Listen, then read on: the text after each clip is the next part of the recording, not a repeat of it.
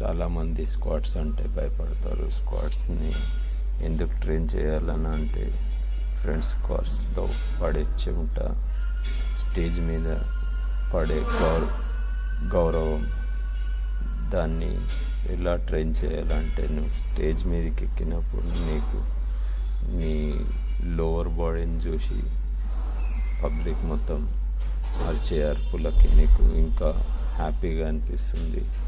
అందుకే స్క్వాట్స్ ఎంత ఇంపార్టెంట్ అంటే నీ బాడీలో టెస్టోస్టెరాన్ లెవెల్ కూడా బూస్ట్ అవుతుంది.